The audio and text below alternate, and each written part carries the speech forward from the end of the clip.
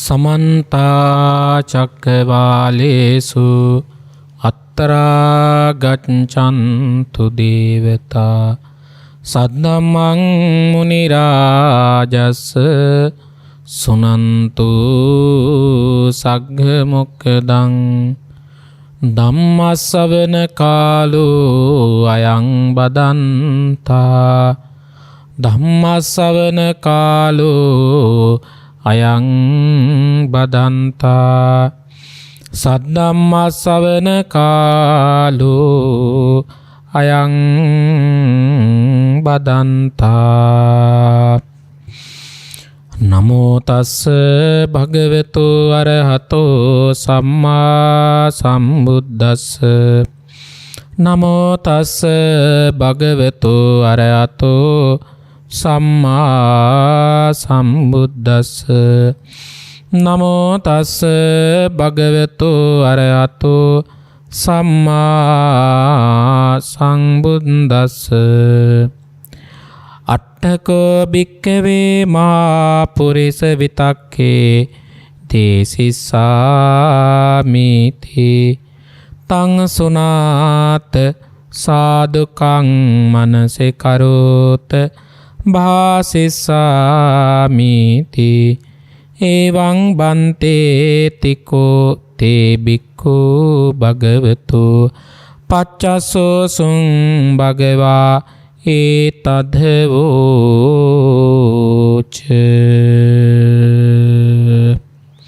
ඒ භාග්‍යවත් ලෝතුරා තථාගත සම්මා සම්බුදු බුදුරජාණන් වහන්සේට අපි හැම දෙනාගේම නමස්කාරය වේවා. සාදු සාදු සාදු. ලෝතුරා බුදුරජාණන් වහන්සේගේ සිරිමුව මඩලෙන් වදාළ උතුම් ශ්‍රී සද්ධර්මයට අපි හැම දෙනාගේම නමස්කාරය වේවා. සාදු සාදු සාදු.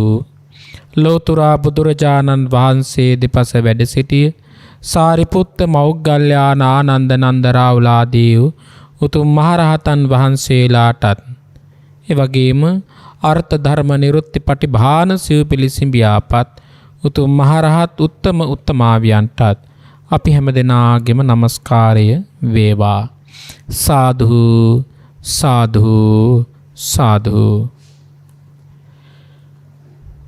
ප්‍රඥා රූප වාහිනිය සඳහා ඊ타මත්ම සත්පුරුෂව අනුශාසනා පවත්වන අතිගෞරවනීය නායක හාමුදුරුවන් වහන්සේ එවැගේම පඬිත හාමුදුරුවන් වහන්සේ ඇතුළු කොටගත් සදා පූජනීය රටවාසී ලෝවාසී පිනති මහා සංඝරත්නයන් අවසරයි. මේ උතුම් ධර්මානුශාසනාව සඳහා පූර්ණ දායකත්වයෙන් කටයුතු කරන්නට යෙදෙන බුද්ධිනී දිසානායක පින්වන්ත මහත්මිය ඇතුළු කොටගත් ධර්ම ශ්‍රවණය සඳහා සූදානම් වෙන ලෝකවාසී පින්වත් ලොකු කුඩා හැම දෙනාටම මේ උතුම් වූ ධර්මය නිවන් අවබෝධ පිණිසම උපකාරයක් වේවා යන සත්පුරුෂ සාදු සිත ප්‍රාර්ථනාව අපි ප්‍රාර්ථනා කරනවා. පින්වත්නි, අද මම ඔබට දේශනා කරන්නේ අනුරුද්ධ නම් උතුම් මහරහතන් වහන්සේ විවේකී සුවයෙන් වැඩ ඉන්නකොට උන්වහන්සේගේ මනස තුල හටගත් විවේකීව ඉන්නකොට උන්වහන්සේගේ සිතේ උපදිච්චි ප්‍රීති උපදවන කාරණා 8ක් පිළිබඳව තමයි අද ඔබට මේ දේශනාවේ උගන්වන්නේ. ඇයි ඔබට මේ දේශනාව උගන්වන්නේ? ඔබටත් දවසක ප්‍රීති උපදින්න මේ කාරණාවන් උපකාර වෙනවා. මේ කරුණු 8 ඔබෙන් ඈත් වෙලා තියෙන්නේ නම් ඔබ මේ කරුණු 8න් එකක්වත් ඔබ ළඟ නැත්තම් ඔබට ඇති වෙන පීඩනයන්, ඇති වෙච්ච පීඩනයන්, විඳින පීඩනයන් කොච්චරද කියලා ඔබ ධර්මානුකූලව දකින්න. ධර්මානුකූලව දැකලා ඒ පීඩනයන් දුරු කරගන්න අනුරුද්ධ මහරහතන් වහන්සේට ඇති වුණු ඒ සතුට උපදව ගන්න ඔබත් උත්සාහ දරන්න ඕන. මහරහත් උත්තමයෙකුට දැනුණු සතුටක් උපදව ගන්න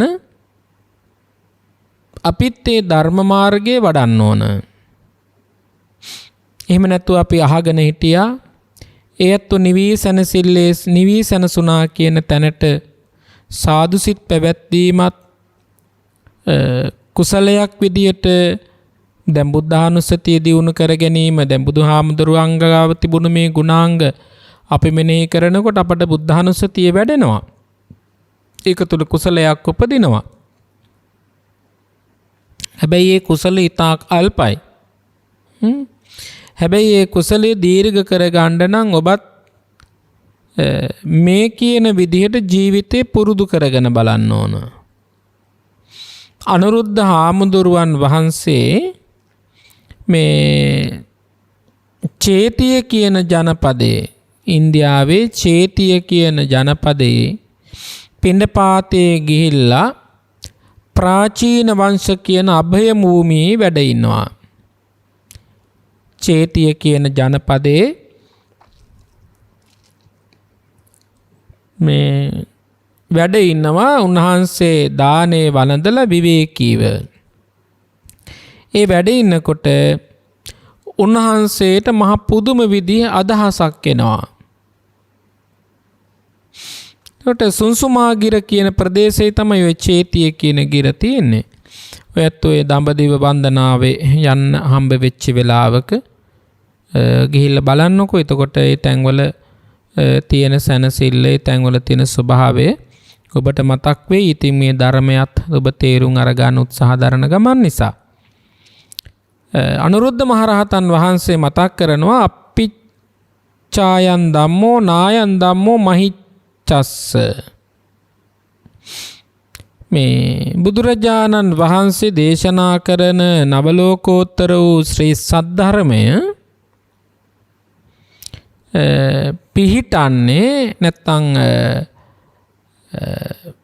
පිහිටක් කරගන්න පුළුවන්කම තියෙන්නේ, ප්‍රායෝගික කරගන්න පුළුවන්කමක් තියෙන්නේ හැමෝටම නෙවෙයි. ඒ බුදුරජාණන් වහන්සේගේ ධර්මය පිහිට පිළිසරණ කරගන්න පුළුවන්නේ අල්පේච්ඡිත කෙනාට කියලා. දැන් එතකොට ඔබ මහේච්ඡතාවයෙන් ඉන්න කෙනෙක් මෙන්න මෙහෙම කියන්න පුළුවන්. අනේ හාමුදුරුවනේ කොහෙද ඉතින් දැන් ඔයත් දොස්තර මහත්තයාට පින් අනුමෝදන් කරනවනේ. එතකොට දොස්තර කෙනෙක් කියන්න පුළුවන් කොහමද? අනේ හාමුදුරුවනේ ලෙඩ්ඩුත් එක්ක කටයුතු කරන්න තියෙනවා. පුජ්‍යලික රෝහලේ වැඩට යන්නත් තියෙනවා. රජයේ රෝහලේ වැඩට යන්නත් තියෙනවා. දරුවන්ගේ වැඩ කරන්නත් තියෙනවා. කොහෙද ඉතින් ධර්මයක් අහන්නවත් වෙලාවක් කියලා ඔන්න කෙනෙක් කියන්න පුළුවන්. උගන්වන ගුරුවරයෙක් නම් කියන්න පුළුවන් දරුවන්ට උගන්වන්න තියෙනවා. පුජ්‍යලික පන්තියට යන්න තියෙනවා. තමන්ගේ දරුවන්ගේ වැඩ ගමන් තියෙනවා. නෝනාගේ වැඩ ගමන් තියෙනවා. ඒ දේවලුත් එක්ක සාමීනි කොහොමද මේ ධර්මයට කිට්ටු වෙන්නේ? එහෙමත් කෙනෙක් කියන්න පුළුවන්. තවත් කෙනෙක් ව්‍යාපාරිකයෙක් නම් කියන්න පුළුවන් කොහොමද ස්වාමීනි මෙහි ව්‍යාපාරයක් තියෙනවා, පිටරට ව්‍යාපාරයක් තියෙනවා. ලංකාවේ නම් අසවල් පළාත්වල ගෙවල් දොරවල් ටිකක් තියෙන. ඒ වගේ වැඩ ටික කරන්නත් ඕන. කොහෙද ධර්මයට කිට්ටු වෙන්න වෙලාවක්. එහෙම කියන අය ඔබට පුරුදුත් ඇති, අහලත් ඇති. අපිට නම් හොඳටම පුරුදුයි. ඉතින් ඔය නිතරම සැරසෙන්න කැමති කෙනෙක්, අඳින්න පළඳින්න කැමති කෙනෙක් කියන්න පුළුවන් කොහොමද? ඒ කෙනෙක් කියන්න පුළුවන් අනේ ස්වාමීනි මේ තියෙන වැඩගමන් එක කොහෙද ධර්මයකට කිට්ටු වෙන්න පුළුවන්කම තියෙන්නේ?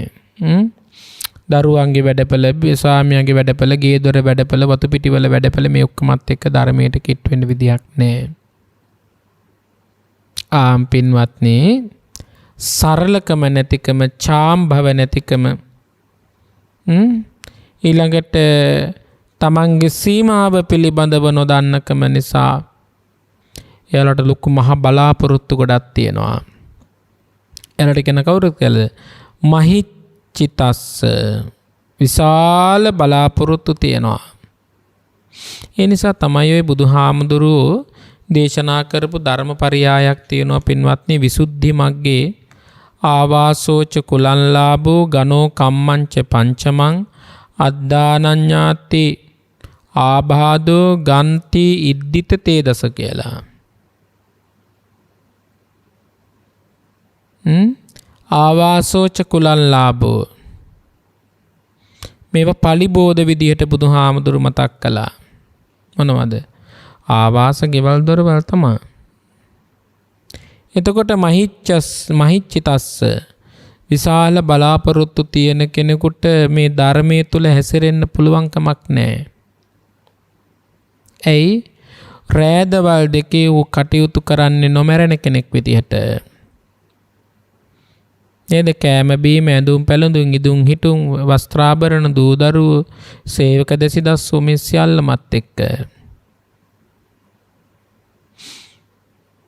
හැබැයි පින්වත්නි ඒ කෙනාගේ මහිච්ඡතාවය නිසා විශාල ලෙස රෝග පීඩාවන් ඇති වෙනවා. දැන් ඔයත් හිතලා බලන්න ආහාරයට ගිජු කෙනෙක් නම් මහිච්ඡතාවය කියලා කියන්නේ ලොකු බලාපොරොත්තුනේ. ආහාරයට ගිජු කෙනෙක් නම් ඒ ආහාරයට ගිජු කෙනා විවිධ ආහාර හොයාගෙන යනවා. යද්දි මොකද වෙන්නේ? එයාගේ කායික සුවපත් භාවය නැති වෙලා යනවා. සම්පූර්ණ එයා ලෙඩෙක් බවට පත් වෙනවා. ඔබට තේරුම් ගන්න නම් කොහොමද කියන්න වෙන්නේ? එක්ක එයාට සීනි අමාරු, කොලෙස්ටරෝල්, ප්‍රෙෂර් විතරක් නෙවෙයි. අධික තරබාරුකමත් එක්ක උට ඇඳුමක්වත් ඇඳ ගන්න පුළුවන් කමක් නැහැ. මේ මොකක් නිසාද? මහිච්ඡතාවයකින් ඉන්න කෙනාට. අනුරුද්ධ හාමුදුරුවෝ කියනවා උන්වහන්සේටම මෙනෙහි වෙනවා. තුන් සිවුර පරිහරණය කරගෙන පාත්‍රයක් අරගෙන ලැබුණු දෙයින් සතුටකටපත් වෙලා ඉන්න ලැබුණු තැනකදී ජීවත් වෙන්න ලැබිලා මේ ගෙවන ජීවිතය හරිම ආස්වාදනීයයි. ධර්මයට කිට්ටු වෙන්න පුළුවන්කම තියෙන්නේ, ධර්මානුකූලව ඇසිරෙන්න පුළුවන්කම තියෙන්නේ අල්පේච්ඡිත ජීවිතයත් එක්ක.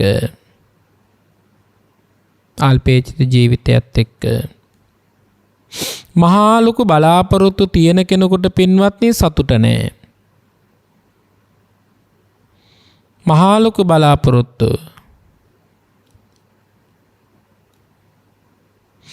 ඒ කියන්නේ මොකද්ද? බලාපොරොත්තු ගොඩක් තියෙන කෙනෙකුට සතුටක් නැහැ. ඇයි? ඔහුට අලුත් සිහිනම වෙනවා. අලුත් දේ ඔහුට කරන්න හිතෙනවා. ඒ තුල ඔහුට සහනයක් නැහැ. එහෙනම් මේ ධර්මය අසතුටින් ඉන්න කෙනාට වැඩක් වෙන්නේත් නැහැ. අසතුටින් ඉන්න කෙනාට මේ ධර්මයේ ඵල ප්‍රයෝජන ගන්න පුළුවන් කමක් නැහැ. මේ ධර්මයේ ඵල ප්‍රයෝජන ගන්න පුළුවන්කම තියෙන්නේ සතුටින් ඉන්න කෙනාට. ලද දෙයින් සතුටු වෙන කෙනාට, බලාපොරොත්තු අඩු කෙනාට, සතුටින් ඉන්න කෙනාට මේ ධර්මයේ පිහිටනවා. දැන් අටින් ඔයත් කීයද තේරුම් ගත්තේ? 3යි. දැන් ওই 3වත් අඩුම ගන්න ඔබ ගාව නැත්තම් මොකද්ද? අල්පේච්ඡිතකම නැත්තම්, මහිච්ඡතාවයේ තියෙනවා නම්, අසතුට තියෙනවා නම්, සතුට නැත්තම් ඔබ හිතනවාද මේ ධර්ම ඔබට අහන්නවත් පුළුවන් වෙයි කියලා? මහා බලාපොරොත්තු රාශියක් තියෙන කෙනෙක් නම් හිතනවා මොකටද ප්‍රඥායකේ බණ කියවලා කොතන කියෙව්වත් බණමනේ. නමුත් ඔබ හිතුවේ එහෙම නෙවෙයි. ඔබ හිතුවේ මොකක්ද? ඇසට පෙනෙන නොපෙනෙන සියලු සත්වයෝ මේ ධර්මයේ සැනසීම ලබත්වා. එක්කෙනෙක් හරි සුගතිගාමී වේවා. කොච්චර සත්පුරුෂ කාරණාවක්ද පින්වත්නි. හැබැයි ওই සත්පුරුෂකම ආවේ මොකක්ින්දද? අල්පේච්ඡතාවයේ තිබ්බ නිසා. අල්පේච්ඡතාවය පොඩි හරි තරමකට තිබුණු නිසා තමයි ඔබට මෙබඳු පින්කමක් කරන්න ඉඩහසට සැලසෙන්නේ. එහෙම නැත්නම් ඔබ මේ පින්කම මෙහෙම කරන්න බෑ ඔබට. දැන් ওই කාරණාවලට අපි එකෙන් එකට උදාහරණත් එක්ක කතා කරන නිසා මේ කාරණා 8ම ඔබට දේශනා කරන්න දවසක දේශනා මාලාවක් විදිහට ඉදිරිපත් වුණොත් කරමු බලන්න. එහෙම නැත්නම් පින්වත් ඔබ මේක කියවගෙන බලන්න. අංගුත්තර නිකායේ අට්ඨක නිපාතේ මේ දේශනා මේ විදිහටම තියෙනවා පින්වත්නි.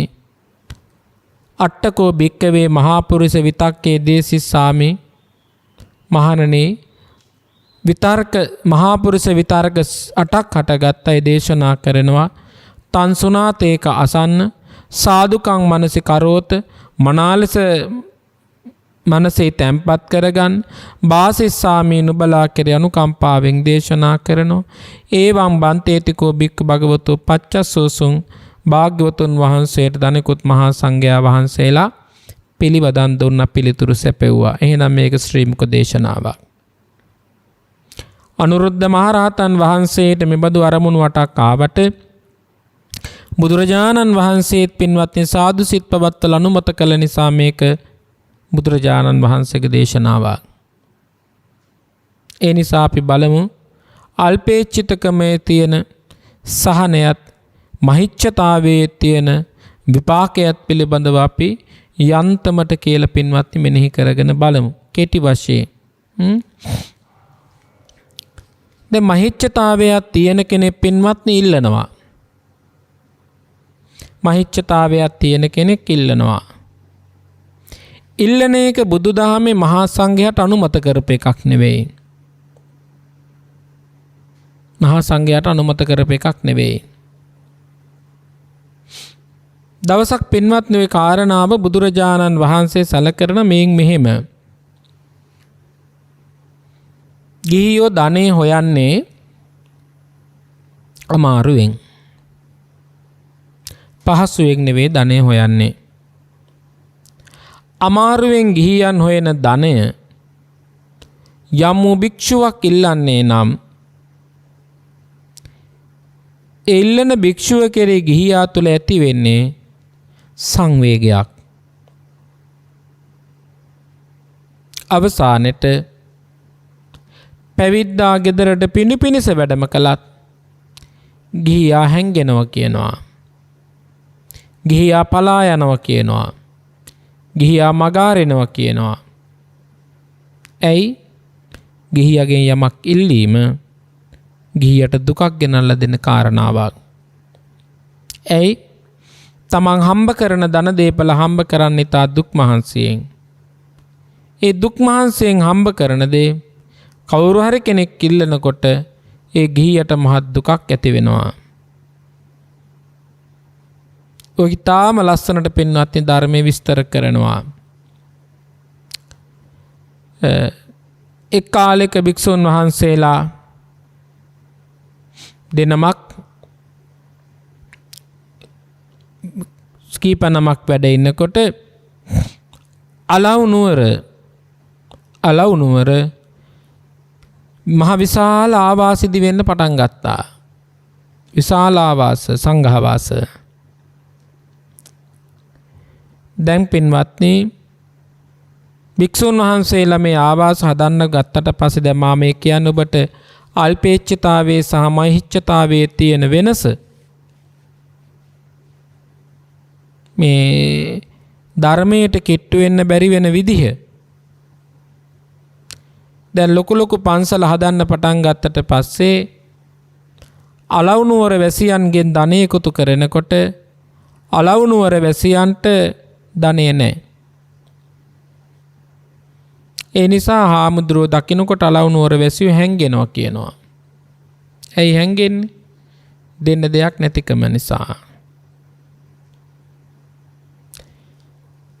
දවසක් පින්වත්නි මහා කශ්‍යප මහරහතන් වහන්සේ අලව් නුවරට වැඩම කරනවා පිණ්ඩපාතේට.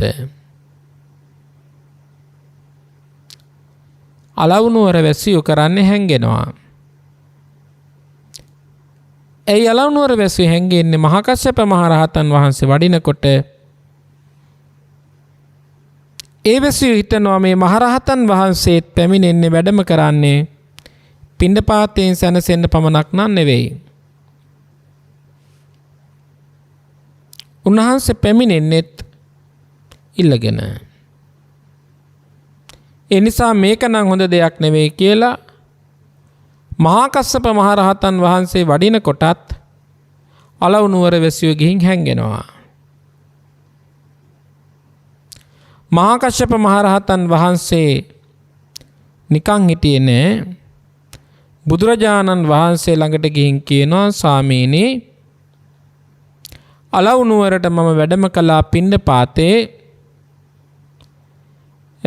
ඒ පිරිස සුළුපටු පිරිසක් නෙවෙයි. ඉතා ධනවත් පිරිස්. හැබැයි ස්වාමීනි වෙනදා වගේ නෙවෙයි, දම්පැන් දෙන්න හරි මැලි ස්වභාවයක් ගන්නවා. මම පිණ්ඩපාතේ වඩිනකොට ඒ පිරිස හැංගුණා කිව්වා. එසේ බුදුරජාණන් වහන්සේට මතක් කරනවා ස්වාමීනි එහෙම වෙන්න හේතුව වෙන දෙයක් නෙවෙයි. අලව්නුවර භික්ෂුන් වහන්සේලා විශාල ආරාමයන් හදනවා, ගොඩනැගිලි හදනවා, ගිහියන්ගෙන් ඉල්ලනවා. ඒ නිසා තමයි ස්වාමීනි මේ විපත සිද්ධ වෙලා තියෙන්නේ. බුදුරජාණන් වහන්සේ පින්වත්නි ඉක්මනටම මහා සංඝයා රැස් කෙරෙව්වා අලව්නුවර හිටපු.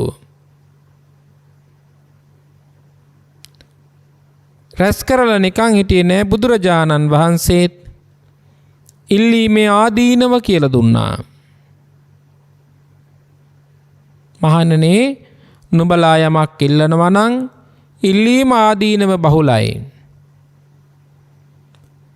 කුටිකාර කියලා පින්වත්නි සික්ඛාපදයක් පැනෙව්වා. බලන්න දැන් භික්ෂුන් වහන්සේලා අල්පේච්ඡතාවයෙන් ඈත් වෙලා මහිච්ඡතාවයට කැමති වෙලා විච්ඡ අර්බුදය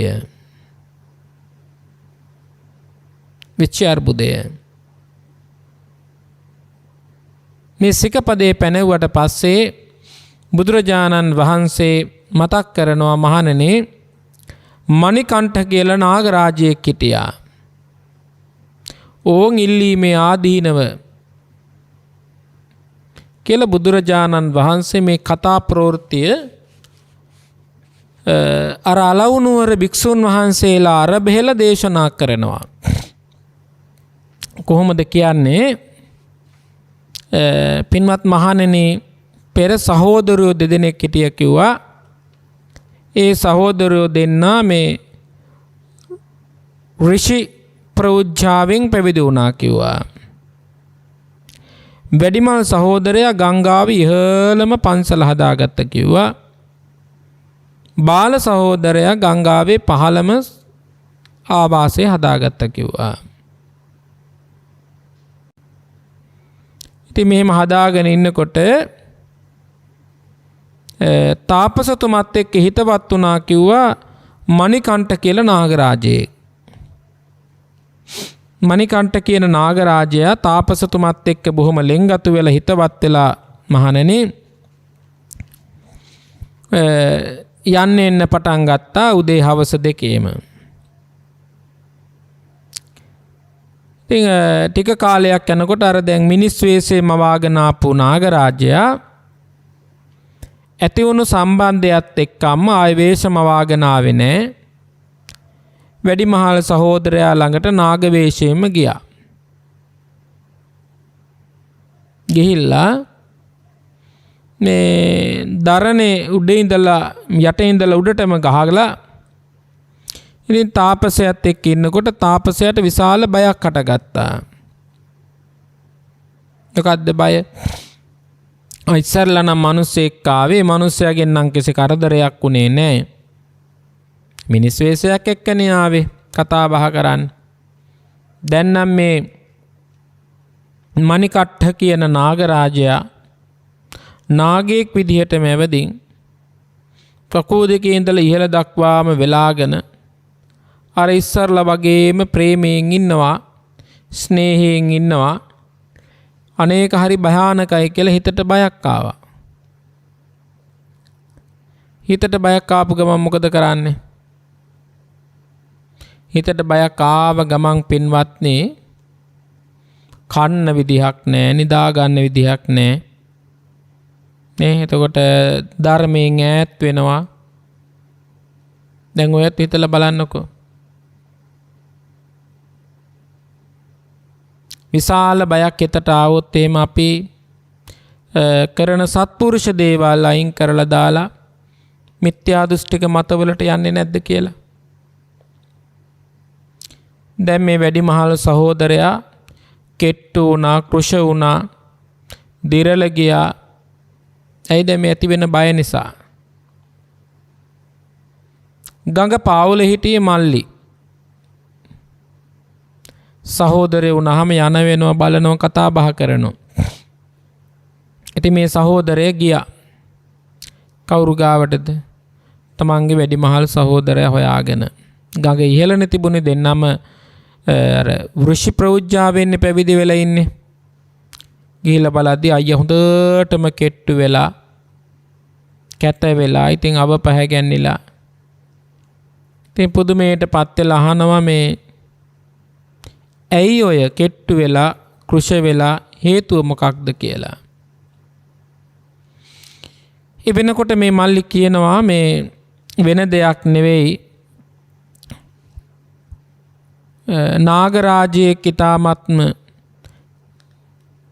මිනිස් වේශයක්ම වාගෙන ලෙන්ගතු වුණා. මේ දැන් නම් නාගරාජයෙක් විදිහටම එනවා. ඒ නිසා තමයි මේ බිය උපදලා තියෙන්නේ කියලා. ඉතින් අර නාගරාජයා පැමිණෙන එක නවත්තා ගන්න ඕනද කියලා අහනකොට කියන ඌ නවත්ත ගන්න ඕනේ. එහෙනම් නවත්ත ගන්න විදිහක් තියෙනවා කියලා සඳහන් කරනවා. කොහොමද සඳහන් කරන්නේ? නාගරාජයා උඹ ළඟට ඇවිදින් ඒ විදිහට ඉන්නකොට නාගරාජයා ළඟ තියෙනවා නාග මාණික්කයක්. ආන්ගේ නාග මාණික්ක ඉල්ලන්න කිව්වා. දැන් බලන්නකො ඉල්ලීමේ තියෙන ආදීනව. අල්පේච්ඡතාවයේ තියෙන කෙනා නම් ඉල්ලන්නේ නැහැ. මහිච්ඡතාවයේ තියෙන කෙනා ඉල්ලනවා. ඉල්ලීම කොච්චර විනාශයක් කරා ගෙනියනවද කියන්න මේ කතා ප්‍රවෘත්ති කොච්චර වටිනවද කියලා ඔයත් හිතලා බලන්න. ඊපස්සේ උපදෙස් දෙනවා මේ දොරකඩ ගාවට ආව ගමම ඉල්ලන්න කිව්වා. දැන් මොකද කළේ? දැන් නවත්ත ගන්නනේ ඕනේ. දොරකඩ ගාවට එනකොටම ඉල්ලුවා. ඉල්ලනකොට මොකද උනේ? මේ මාණික්ය නිසා තමයි මට මේ වගේ ආලෝකයක් ලැබිලා තියෙන්නේ. කන්න බොන්න ලැබෙන්නේ. මේ දේවල් මට ලැබෙන්නේ මේ මාණික්යත් එක්ක. ඒ නිසා මේ මාණික්යත් එක්ක ලැබෙන දේ නැති වෙලා යනවා. මිත්‍රය ඔබට මේ මාණික්ය දුන්නොත් කියලා තනින් පලා ගියා. දැන් බලන්නකෝ සත්පුරුෂ කෙනෙක් ඔබට උදව් කරන්න එන්න පුළුවන්. හැබැයි ඔබ ඉල්ලන්න පටන් ගත්තොත් සත්පුරුෂය පව ඔබ අතහැරලා දාලා යනවා. එනිසා ඉල්ලීම කවදාකවත් කරන්න එපා. ඉල්ලන්නේ යදින්නේ ඉල්ලීමේ ආදීනව පිළිබඳව නොදන්න කෙනා. ඊට පස්සේදී කියනවා මේ ගඟ මැදින් මතුවේවි මේ නාගරාජයා. ඒ ගඟ මැදින් නාගරාජයා මතුවෙනකොටත් අර මැණිකම ඉල්ලන්න කිව්වා. දැන් කලේ මොකද්ද? ගඟ මැදින් මතුවෙන්නෙත් නැතුව ඈතට ගියා. ඊපස්සේ කිව්වා මේ බැරි වෙලාවකවත් ආපහු පන්සලට ආවොත් එහෙම ගෙල පැලඳගෙන ඉන්න මාලය දෙන්න නැත්නම් මැණික දෙන්න කියලා ඉල්ලන්න කිව්වා. පින්වත්නි මේ මිනිරුවන දෙන්න නාගයා කැමති නැහැ. නාගයා පලා ගියා කියනවා කවදාකවත් නොයන විදිහට. දැන් මේ නාගයා පලා ගියපු නැත්නම් අර නාගයා දාලා ගියපු දුක නිසා වැඩිමහලු තාපසයාට තව තවත් දුක වැඩි වුණා. ඒ වැඩි වුණාට පස්සේ ශෝකේ කොච්චරට ගියාද කිව්වොත් තවත් එන්න කෙට්ටු වුණා. ආන්ගේ කෙට්ටු වුණාට පස්සේ ජීවිතේ පවා විනාශ වෙන තැනට පත් වෙන්න හේතු කාරණාවක් උනේ තමන් ඉල්ල ගියපු නිසා. මේ කාරණාව බුදුරජාණන් වහන්සේ අර අරවුණු වලට රැස් වෙච්චි පින්වත් භික්ෂූන් වහන්සේලාට සඳහන් කරනවා. පින්වත් මහණෙනි, නතං යාවේ යස්ස පියං ජිගංජිසේ දෙස්සෝ හෝති අතියාචනාය නාගෝ මනී යාචිතෝ බ්‍රාහ්මනේන අදස්සනං යේව තදජ්ජගාමා. බුදුරජාණන් වහන්සේ මතක් කරනවා, යම් වූ භාණ්ඩයක් යමෙකුට ප්‍රිය උපදවන්නේ නම් ඒ භාණ්ඩය කවදාකවත් නොඉල්ලිය යුතුය.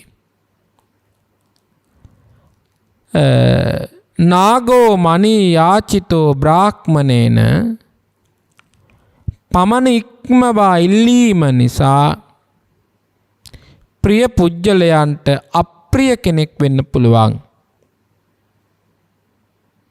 හරියට අර මැණික ඉල්ලුවට පස්සේ නාගරාජයා කවදාකවත් දකින්නට නැති වුණා වගේ බොහෝ පිරිසක් ඔබට නැති වෙලා යන්න පුළුවන්.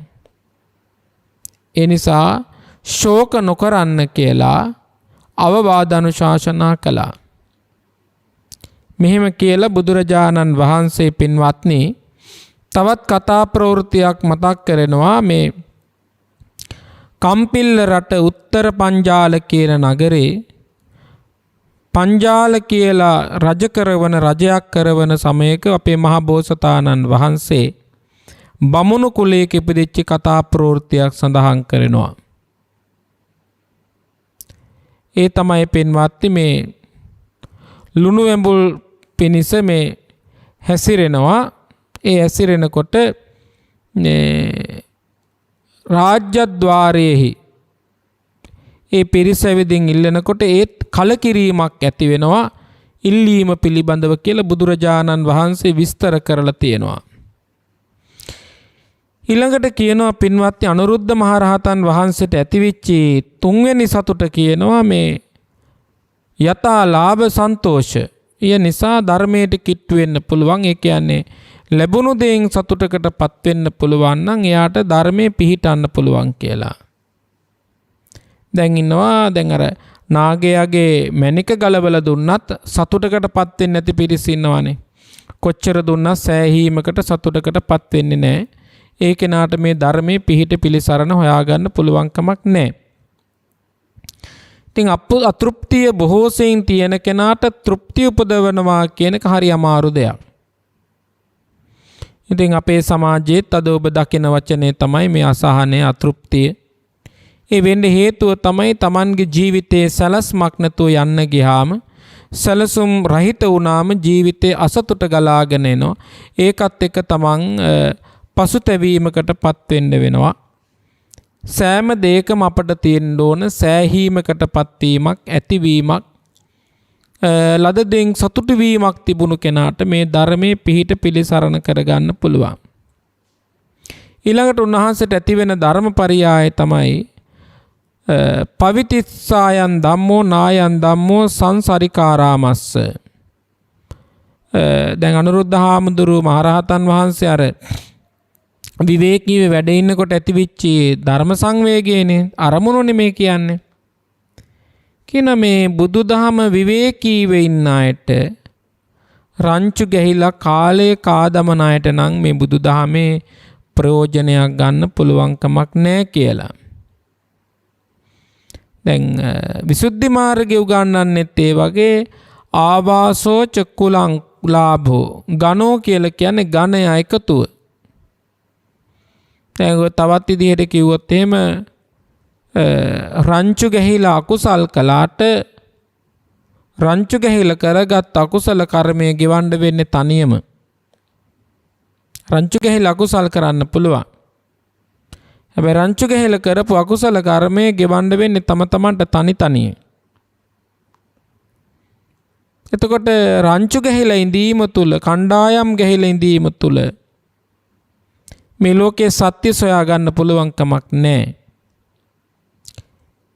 ධර්මයේ පිහිට පිළිසරණ සොයා ගන්න පුළුවන් කමක් නැහැ. ධර්මයේ පිහිට පිළිසරණ හොයා ගන්න පුළුවන්කම තියෙන්නේ රංචු ගැහි ගැහි කාලේ කාදමන පිරිසට නෙවෙයි. තමන්ගේ සිත එකඟ කරගෙන කාර්ය බහුල ජීවිතයකින් ඈත් වෙලා විවේකීව බුදුදහම පිළිපදින්න පුළුවන් කෙනාට මේ ධර්මය පිහිට පිළිසරණ කොට පවතිනවා කියලා උන්වහන්සේ සඳහන් කරනවා. මෙතනදී උන්වහන්සේ අපට වැඩියෙන් අවධානය කරනවා මේ වැඩ කරන්නේ නැතුව පැත්තකට වෙලා ඉන්න එක නෙමේ විවේකයේ කියලා කියන්නේ. කායික විවේකයේ තියෙන්න ඕන ධර්මයට කිට්ටු වෙන්න. චිත්ත විවේකයේ තියෙන්න ඕන. කායික විවේකයේ තියෙන්න ඕන, චිත්ත විවේකයේ තියෙන්න ඕන, උපදි විවේකයේ තියෙන්න ඕන. මේ විවේක තුන තියෙන කෙනාට තමයි පින්වත්නි ධර්මයට කිට්ටු වෙන්න පුළුවන්කම තියෙන්නේ. එතකොට කායික විවේකයේ කියලා උන්වහන්සේ විස්තර කරන්නේ කය විවේක නැත්නම් කායික නැත්නම් ශාරීරික විවේකයක් ලබා දෙන එකට.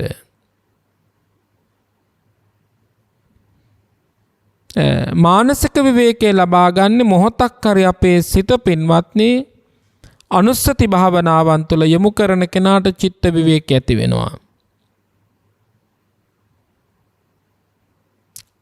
ඒ චිත්ත විවේකයේ ඇති වෙන්නේ තමන් අනුස්සති භාවනාවන් කළාම.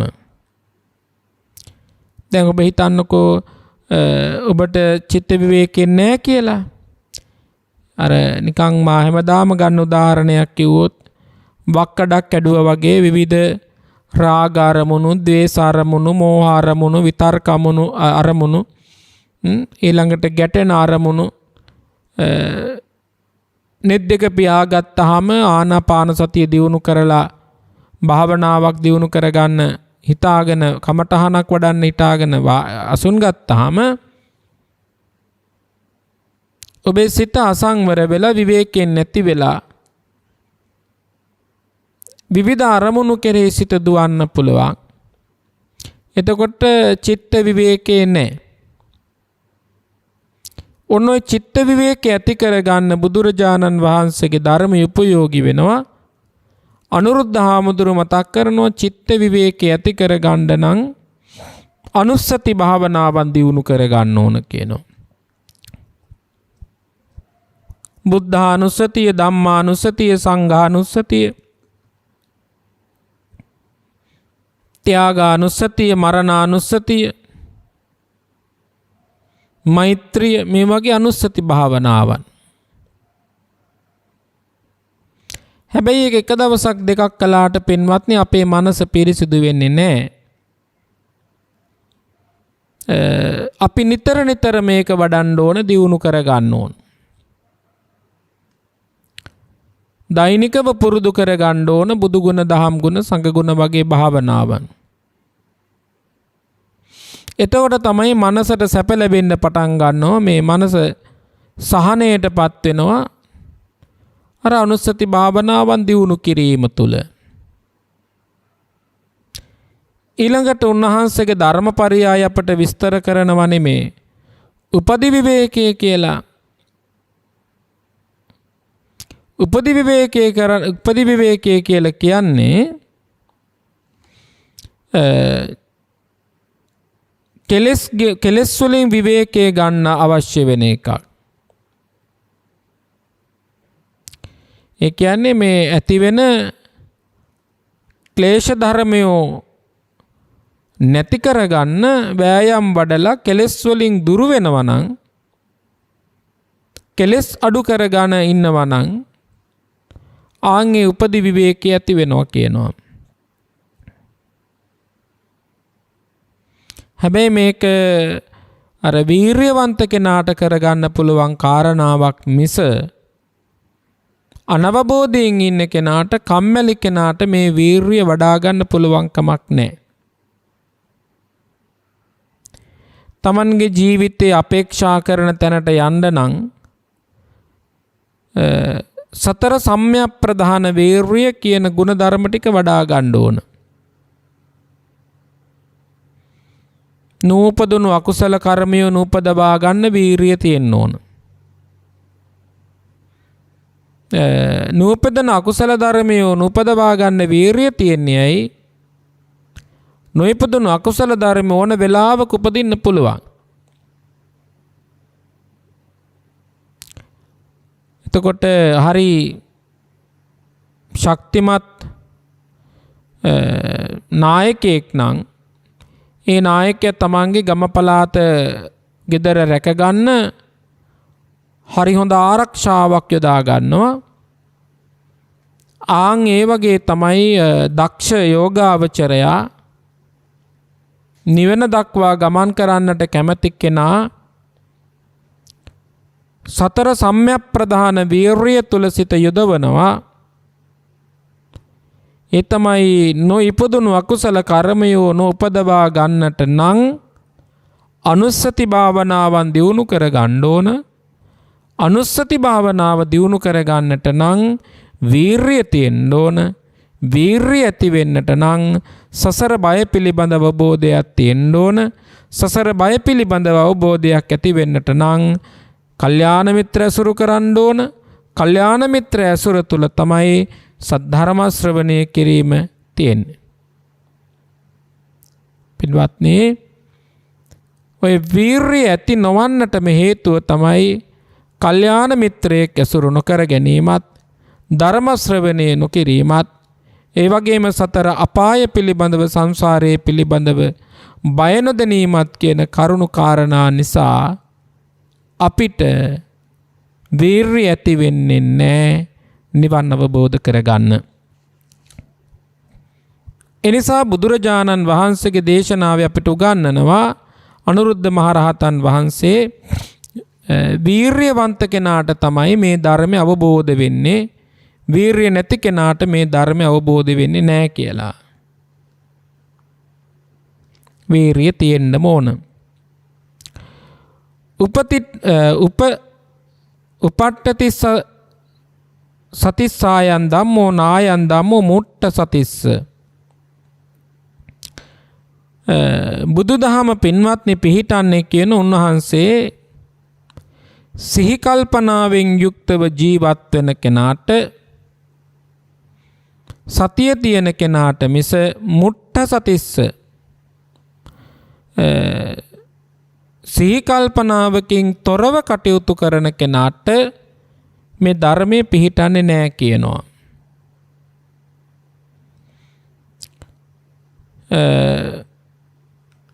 ඒක බුදුදහමේ විස්තර කරනවා පින්වත්නි. මේ සතිය නැත්තම් සිහිය ඉන්ද්‍රිය සංවරතාවය ඇති කරගන්න උපකාරයක් වෙනවා. ඉන්ද්‍රිය භාවනාවක් දියුණු කරන්න, ඉන්ද්‍රිය සංවරතාවයක් ඇති කරගන්න, ඉන්ද්‍රිය සංවරතාවයේ නැතිවීම තුළ සතියක් පිහිටන්නේ නැහැ. එහෙනම් ඉන්ද්‍රිය සංවරතාවයත් එක්ක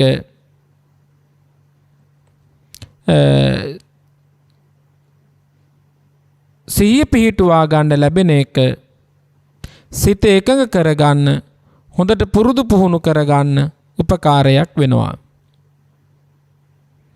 ඊළඟට උන්වහන්සේ මතක් කරනවා මේ දහම තැම්පත් සිතක් ඇති කෙනෙකුට විතරයි පිහිටන්නේ.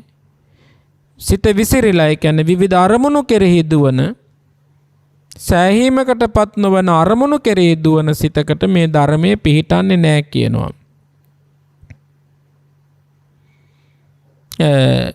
ඊළඟට කියනවා මේ පංච නීවරණ ධර්මයන් තුලින්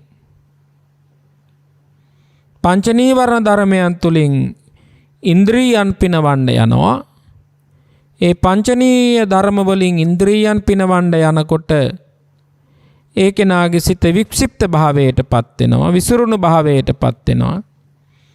ඒ කියන්නේ කාමච්ඡන්ද, ව්‍යාපාද, තීන මිද්ද, උද්ධච්ච, කුක්කුච්ච, විචිකිච්ඡාදී වූ නීවරණ ධර්මයන් නිසා සිත විසිරෙනවා. සිත විසිරෙනවා කියලා කියන්නේ මේ තරහව, ක්‍රෝධය, පලිගැනීම වගේ අකුසල සිතුවිලි සිතේ හට ගන්නවා. ඒ අකුසල සිතුවිලි සිතේ හට ගැනීමේ විපාකයක් ලෙසත් මේ ධර්මයේ යාට තේරුම් ගන්න පුළුවන්කමක් නැහැ කියනවා. දැන් බලන්න එතකොට මේ ධර්මය අපි කොච්චර ඇහුවට වැඩක් වෙන්නේ නැහැ. අනුරුද්ධ හාමුදුරුවන් වහන්සේ විවේකී වැඩ ඉන්නකොට ඇතිවිච්ච අර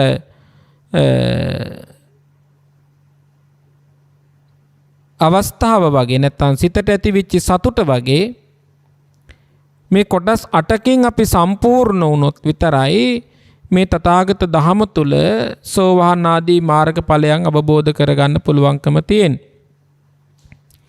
එතකොට ඒ තීන මිද්දිය තියෙන කෙනාට ධර්මයේ පිහිට පිළිසරණ කරගන්න බෑ. ඊට හේතුව තමයි මේ හිතේ තියෙන සහ කයේ ඇති වෙන කම්මැලිකම නිසා. දැන් කෙනෙක් තීන මිද්ද ඇති වුනහම කම්මැලිකම ඇති වුනහම කෙනෙක් භාවනා කරන්නේ නැහැ, බණක් අහන්නේ නැහැ, ධර්මයට සිත ගන්නෙ නැහැ. නේ දැන් ඔයත් දන්නවා. ඉතින් බණක් කියනකොටත් නිින්ද යන කට්ටිය ඉන්නවා. භාවනා කරනකොට නිින්ද එන කට්ටිය ඉන්නවා. ඊළඟට සක්මන් භාවනාව කරන්න ගියාම කම්මැලි හිතෙන කට්ටිය ඉන්නවා මේ තීන මිද්දේ නිසා. එතකොට උද්ධච්ච කුක්කුච්චකම නිසා ධර්මයේ පිහිටක් කරගන්න බෑ. ඒ කියන්නේ සිතේ නොසන්සුන්කම නිසා. ඔයත් දැකලා ඇති තව බොහෝ පිරිස ඉන්නවා ඊට කලබලකාරී. ඉතින් මේ විපත්වලට පවා මූණ දෙන්න සිද්ධ වෙනවා මේ කලබලකාරී සිතක් එක්ක කටයුතු කිරීම තුළ. ඉතින් ওই විදිහට අනුරුද්ධ මහරහතන් වහන්සේට ඇතිවෙච්ච ධර්ම සංවේගය උන්වහන්සේ විඳිනකොට ලෞතර බුදුරජාණන් වහන්සේ එතනට වැඩම කරවනවා.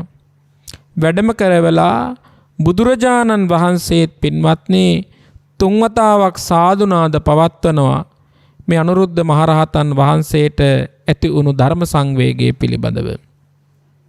ඉතින් ඔය කාරණා 8ම මා ඔබට අද පැහැදිලි කළේ නෑ. කාරණා 4ක් 5ක් වගේ ප්‍රමාණයක් තමයි සිහිපත් කළේ. නමුත් ඔබට අවශ්‍යම වුණොත් මේ සූත්‍රය අංගුත්තර නිකායේ අට්ඨක නිපාතයේ තියෙනවා. අට්ඨක නිපාතයේ තියෙන මේ සූත්‍ර ඔබ කියවගෙන බලන්න. ඉතින් ඒකේ දිගටම කියනවා බුදුරජාණන් වහන්සේ අධික තෘෂ්ණාවකින් ඉන්න වැරදි අදහස් වල අධික මානෙන් ඉන්න අයට මේ ධර්මයේ පිහිටන්නේ නැහැ. දැන් ඔය අධික මානෙන් හිටපු කෙනාට තමයි අර භාග්‍යවත් බුදුරජාණන් වහන්සේගේ ඒ ගමන ආරම්භ කරපු දවසේදී චන්න අමාත්‍යවරයානේ චන්න භික්ෂුන් වහන්සේ තන්න භික්ෂුන් වහන්සේ අධික මානෙන් හිටිය බුදුහාමුදුරුවෝ මේ තැනට ආවේ මම එකගෙන ගියපු නිසා බුදුහාමුදුරුවෝ මමත් එක්ක තමයි මේ ගමන ගියේ. කොච්චර මාන්නෙන් හිටියද කිව්වොත් එහෙම ගුණවෘද්ධ වයවෘද්ධ භික්ෂුන් වහන්සේලා වැඩම කරනකොට ආසනෙ නැගිටලාවත් උන්වහන්සේලා සඳහා ආචාර ගෝචර සම්පන්න වුණේ නැහැ. ඒ තරම් අධික මානයක් තිබුණා. ඉතින් ඒ වගේ අධික මානයක් ඉන්න අයටත් මේ ධර්මයේ පිහිට පිළිසරණ හොයන්න පුළුවන් කමක් නැහැ. ඉතින් ධර්මයේ වැරද්ද නෙවෙයි ඔබට මට සෝවහන් වෙන්නට නොහැකිකම තියෙන්නේ. මා දන්නේ නැහැ ඔබ සෝවහන්ද කියන එක. නමුත් මේ ධර්මයේ අඩුවක් ධර්මයේ හිඩසක් තියෙන එක නෙවෙයි. හේතුව තමයි අර අනුරුද්ධ මහරහතන් වහන්සේට ඇති වුණු ධර්ම සංවේග කාරණා 8 අපට අඩු වශයෙන් තියෙන නිසා මේ ධර්ම මාර්ගය වඩන්න පුළුවන්කම නැහැ. හැබැයි මේ ධර්ම මාර්ගය අපි වැඩුවොත් බොහෝ කාලයක් යන්න පෙර මේ ධර්මයේ ප්‍රතිඵල දැම්ම ලැබෙන්න පුළුවන්. චන්න භික්ෂුන් වහන්සේ බුදුරජාණන් වහන්සේ ළඟ වැඩ හිටියත් දෛනිකව මහරහතන් වහන්සේලා මුණ ගැහුණත් තමන්ගේ අධික මාන්නය නිසා නිවන් දොරටුව වැහිලා ගියා. අවසානයේදී බුදුරජාණන් වහන්සේ මල රජදරුවන්ගේ උපවර්තන සල්ුවෙනට වැඩම කරලා කියනවා පින්වත් මහණෙනි චන්න භික්ෂුවට බ්‍රහ්ම දණ්ඩනය පනවන්න. අවසානට බ්‍රහ්ම දණ්ඩනය පැනෙව්වට පස්සේ තමයි රහත් භාවයට පත් උනේ. ඉතින් ඒ වගේ අපිටත් ඔබටත් මේ ධර්මයේ තේරුම් ගන්න නම් අපි ජීවිත වෙනස් කර ගන්න ඕන. ධර්මයේ නෙමෙයි වෙනස් කරන්න ඕන. ධර්මයේ වෙනස් කරන්න ගියොත් එහෙම වෙන්නේ අර പ്രേත ලෝකෙ ඉපදුණු භික්ෂුන් වහන්සේ කෙනෙක් හිටියා. ධර්මයේ දේශනා කළා භාග්‍යවතුන් වහන්සේගේ ඉස්සරලා හරි නිවැරදි ධර්මයේ. පස්සේ දාබ සත්කාරවලට අහු වෙලා ධර්මයේ Tamanට ඕන විදිහට හසුරුව ගත්තා විකෘති කළා. අවසානට කර්ම විපාකයේ තමයි රන්වන් සිරුරක් උන්වහන්සේට ලැබුණට මුකයෙන් විශාල දුඟදක් හමන්න පටන් ගත්තා. කර්ම විපාක ලෙස භාග්‍යවතුන් වහන්සේ මතක් කරනවා. ඔය භාග්‍යවතුන් වහන්සේගේ ධර්මයේ දේශනා කළ කුසලයේ නිසා රන්වන් සිවුරක් උන්වහන්සේට ලැබුණත් අවසානයේදී සිව්පසයට ලෝභකම ඇති වෙච්ච නිසා ධර්මයේ විකෘති කළා. ඒ අකුසල විපාකයේ විදිහට ලැබුණා කියලා. ධර්මයේ වෙනස් කිරීම නෙවෙයි අපට පැවරෙන වගකීම. ධර්මයට අනුව අපි වෙනස් වුණොත් මේ ධර්මයේ තුල සැනසෙන්න, ධර්මයේ තුල නිවී සැනසෙන්න අපට පුළුවන්කම තියෙනවා.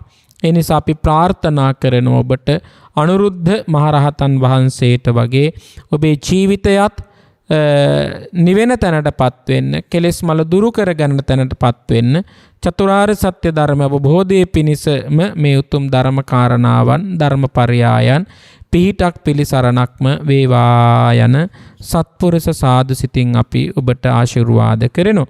අද ඊ타ත්ම සත්පුරුෂව මේ පින්කම ප්‍රඥා රූප වාහිනියේ විකාශනය කරවන්නට තම සදැහැති දායකත්වයේ ගෙන කටයුතු කරන්නට යෙදුනේ බුද්ධිනී දිසානායක පින්වන්ත මහත්මිය විසින් අරමුණු වශයෙන් තැන්පත් කොට තිබෙන්නේ වෛද්‍ය පරාක්‍රම දිසානායක, ඒ වගේම ෆ්ලෝරා සහ ටයිටස් ද සිල් අල්විස් යන දායකත්වයේ දරුව අය නමින්ද නැසී මේ පරලොව ගිය ඥාතීන්ටත් සංසාරගත සියලුම ඥාති හිත මිත්‍රාදීන්ටත් මේ උතුම් ධර්ම දාණයෙන් ජනිත වන කුසල් අනුමෝදන් වී ඉක්මන් කලෙක උතුම් නිර්වාණයම අවබෝධ කරගන්නට පිහිට පිළිසරණක් වේවා යන සත්පුරුෂ සාදු සිත ප්‍රාර්ථනාව සිදු කරනවා.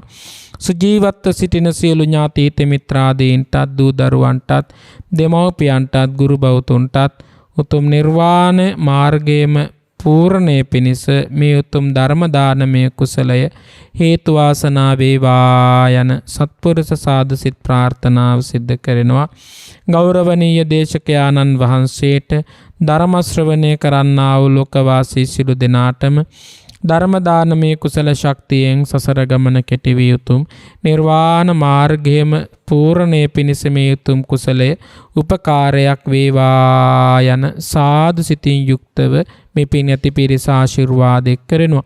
අපි රැස් කර ගන්නට යෙදුණු සීල පුණ්‍ය ඵල ධර්මයෝ අපවත් වේවදාල මහා සංඝරත්නයට අනුමෝදන් වේවා යන සාදු සිත් ප්‍රාර්ථනාවත් සුජීවත්ව සිටින මහා සංඝරත්නයට නිදුක් නිරෝගී සුවපත් භාවය උදෙසා උපකාරයක් වේවා යන සාදු සිත් චේතනාවෙන් ආශිර්වාද කිරීමත් අපි සිද්ධ කරනවා. ධර්ම ශ්‍රවණය කළ ඔබටත් ධර්ම දානය දුන් මේ පින්වත් ලොකු කුඩා හැම දෙනාටමත් මේ උතුම් ගෞතම සම්බුද්ධ ශාසනය තුලදීම උතුම් සෝවාන් සකෘදාගාමි අනාගාමි අරිහත් කියන මාර්ගඵල අවබෝධයේ පිණිසම මේ කුසල් උපකාරයක් වේවා, නිවන් දොරටුවක් බවටම පත් වේවා යන සාදු සිත් ප්‍රාර්ථනාව සිද්ධ කරනවා. ආකාසට්ඨා ච බුම්මට්ඨා දේවා නාග මහිද්దికා පුඤ්ඤන්තං අනුමෝදිත්වා චිරං රක්ඛන්තු ලෝක සාසනං චිරං රක්ඛන්තු ධම්ම දේශනං චිරං රක්ඛන්තු මං පරන්ති දේවෝ වස්සතු කාලේන සස්ස සම්පත්තියෝ තුච පීතෝ භවතු ලෝකෝ ච රාජා භවතු ධම්මිකෝ තුන් ලෝකාග්‍ර තිලවක තිලක තථාගත බුදුමාමේනියන් වහන්සේ විසින් සකල සත්වයන් වෙත පතල මා කරුණාවකින් යුක්තව දේශනා කොට වදාලා වූ නෛර්යානික ශ්‍රේ සද්ධර්ම දේශනාවෙන් බිදක් ශ්‍රවණය කිරීමෙන්ද ශ්‍රවණය කිරීමට සැලසීමෙන්ද ධර්මදානය සැලසීමෙන් ලබන ලද කුසලානිසංස ධර්මයෝ නමෙන් මිය පරලොව ගිය සියලු ඥාතීන්ටත් පින්කම කර ගැනීමට දායක කාරක මූලික ආදී වූ ලොකු කුඩා හැම දෙනාටමත් සර්ව මල විරහිතත්‍යං ප්‍රවරතර අග්‍රාමරත මහා නිර්වාණ සම්පත් සාත්සාත් කර ගැනීමටම හේතු වේවයි වාසනාව වේවයි සිතා පිං සිතින් යුතුව පිං අනුමෝදන් විය යුතුය. අභිවාදන සීලස නිච්ඡං වෘද්ධාපචායිනෝ චත්තාරෝ ධම්මා වඩ්ඩන්ති ආයුවන්නෝ සුඛං බලං තේ. හැම දිනාටම තෙරුවන් සරණයි. දේශක්ඛයෝ නිබ්බානං